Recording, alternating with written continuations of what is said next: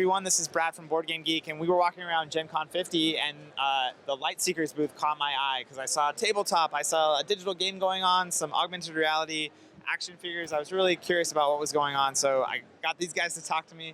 We've got Will and Chris and Benny here to tell us a little bit about the game.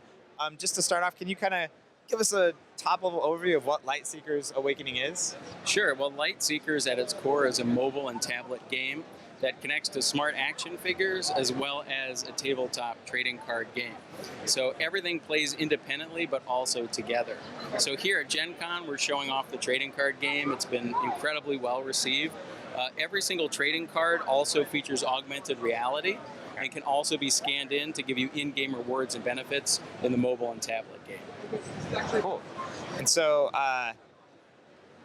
in terms of the gameplay, how does the overall gameplay, both on the tabletop and the digital side? So the digital game is like an action RPG. It can connect to the figures as Willie described, and you can equip the weapons and items to your Lightseeker, and they appear in real time in the game. So if you equip a sword to your Cora or your Jax, it'll instantly appear in the game as well, and it levels up and travels with her. If I'd unequip that from the toy, the figure, and hand it to Benny, and he equips it to his figure, it actually remembers it. The figure itself is almost like a save game, if you will. So in game, there's a hack and slash RPG like Diablo-esque. There's a whole difficulty system ramping up with dungeons and mini games, flight games, full questing, open world exploration. It's quite a large game now. And that's just the digital game then. So the card game, as Willie mentioned, we wanted it to work individually to the main game as well as support it as if we wanted to. So it works on its own completely. It has over 385 cards in the initial batch.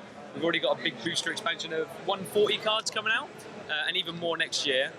It features a lot of new unique mechanics, the key one being a rotation mechanic, which we'll probably show you shortly.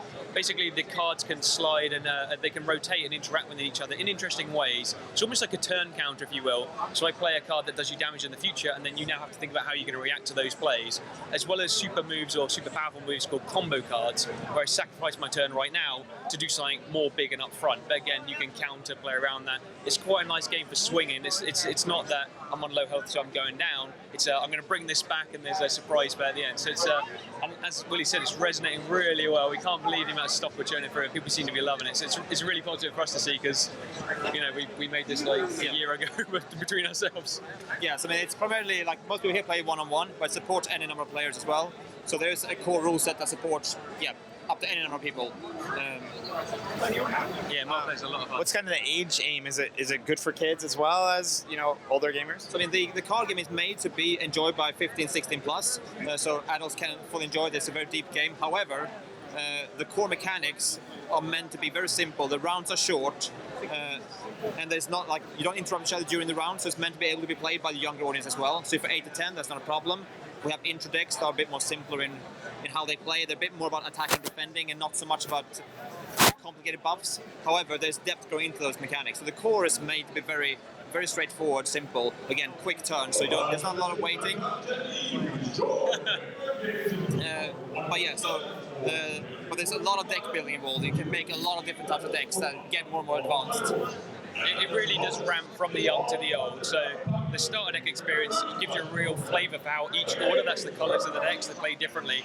As Benny said, the intro deck works for very young children. It's very like quick fire. But when you get into the complexity of deck building and even going cross order with items, I don't think we've seen the same deck twice yet. It's really good to see. Yeah, and there are 6 different orders, and all 6 of them play differently as well. So there's a theme to each one. So up on the TV above us, we can see one of the characters come to life on the card. Tell us a little bit about the augmented reality. Does that add to the digital game or to the card game? So every card features an identifier around the outside. Not this one, because it's a rug. But there's notches around the outside that you don't really notice when you're playing the cards, but it's actually a globally unique identifier. So when I scan that into the app, I would have a claim button, and it's permanently mine, and it goes into my digital deck. As well as the augmented reality effects. And then the tablet RPG side of things, every single card has an effect in the game, from just summoning a chest I can spawn, or maybe if I send this character into the game, she'll follow me around and fight with me, or even access to brand new dungeons just for scanning a card. So again, all works together, but also works perfectly on its own as well. If you download the Lightseekers app, you can see every single one of the 386 cards, so you can learn more about the game without having to necessarily go out and and discover it on your own. You can see each one, and it will tell you what it does in the physical game and what it does in the digital game. Another great AR thing we have going on, just to cover it, is the packaging. All of our packaging comes to life. And one thing we see that people love, and I love myself, is when you scan the starter deck, so the box, you can flick through every single card in the order. So if you look at the actual one, you can literally browse the entire collection. It's very cool.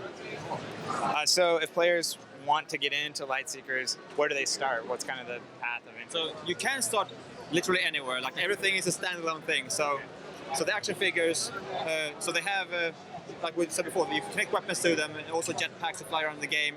They have lights and speakers and so on, but that works offline as well. So just playing the action figure, it will still use those lights, it still use the sound effects and talk to you. The digital game is completely free to play on its own. You don't need anything else to play it, so you can play just the digital game. And like I said, the card game is also completely standalone. So everything does work on its own, and you can generally start anywhere. Is it available in retail now? Or? Yeah, so you can buy it now at Toys R Us and Amazon. And what we're focusing on now coming out of Gen Con is really supporting our hobby shop partners. We're building organized play both at the local, regional, and national level. We're getting excited about our first competitive tournament that's going to take place later this fall.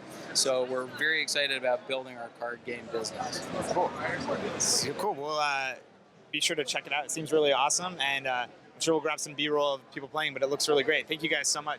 Thank you very much. Thanks for stopping by. Thanks.